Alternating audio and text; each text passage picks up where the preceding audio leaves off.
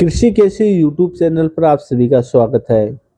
पहाड़ी क्षेत्रों में जहां लगातार हो रही बरसात की वजह से एक तरफ जहां नदियां उफान पर हैं और लोगों की जान माल को नुकसान पहुंच रहा है, वहीं अगस्त माह में मैदानी क्षेत्रों में भी लगातार हो रही बरसात किसानों के अरमानों पर पानी फेर रही है। सोनीपत के कई क्षेत्रों में खेतों में इतना अधिक जल भराव हो चुका है कि जहां बाजरे की फसल पूरी तरह से नष्ट हो चुकी है, वहीं दूसरी तरफ कपास की फसल में भी जल भराव होने के कारण फसल नष्ट होने की कगार पर पहुंच गई है। बड़वासनी, ताजपुर, रतनगढ़ सहित सोनीपत जिले के अनेक गांवों में खेतों में इतना अधिक पानी खड़ा है कि कपास, ज्वार और बाजरे सहित अब धान की फसल पर भी खतरा मंडराने लगा है। किसान लगातार सरकार व प्रशासन से मांग कर रहे हैं कि पानी निकासी की व्यवस्था को दुरुस्त किया जाए। इस संबंध में सोनीपत जिले के कई क्षेत्रों में किसानों ने अनोखे ढंग से प्रदर्शन भी किया है। आज किसान बड़वासनी और बागड़ू के बीच में खड़े हैं और काफी नुकसान किसानों को हुआ है। ये एक साल की बात नहीं, हर साल नुकसान हुआ है। अगर समय रहते प्रशासन ये व्यवस्था कर दे पानी निकासी की, तो ग्रामीणों को परेशानी ना उठानी पड़े, किसानों को परेशानी ना उठानी पड़े। आज किसानों का कई कई लाख रुपए का नुकसान हुआ है। धान की फसल लगभग तैयार हो चुकी थी और बाजरा, ज्वार और ईख था, गन्ना था, जो वो बर्बाद हो चुका पूरी तरीके से। और हमारी सरकार से, प्रशासन से मांग है, एक तरफ सरकार करी, हम किसानों के लिए कार्य कर रहे हैं, दूसरी तरफ किसानों की प्रशासन की लापरवाही से फसल बर्बाद हो रही है।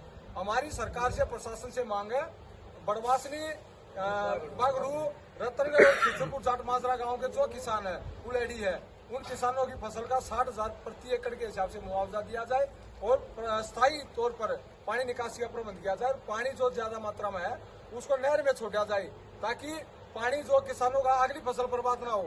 नहीं तो अगली फसल भी किसानों की बर्बाद होनी है, क्योंकि ये पानी इतना खड़ा हुआ है, पानी नहीं सूखेगा और अगली फसल भी नहीं हो पाएगी। तो हमारी मांग है जल्द से जल्द गिरदावरी करवाई जाए और किसानों को मुआवजा दिया जाए।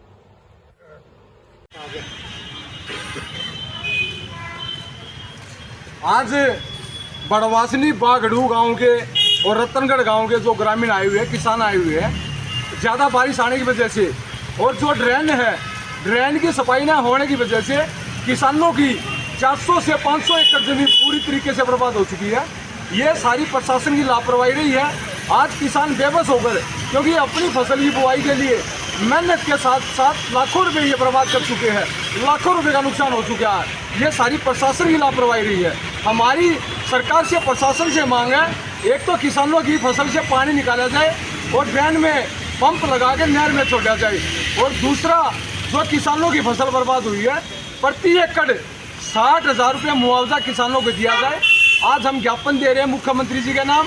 एक तरफ भाजपा सरकार के लिए हम किसानों के लिए काम कर रहे हैं, दूसरी तरफ किसानों की जो फसल तैयार हो चुकी थी वो आज पानी में डूब चुकी है।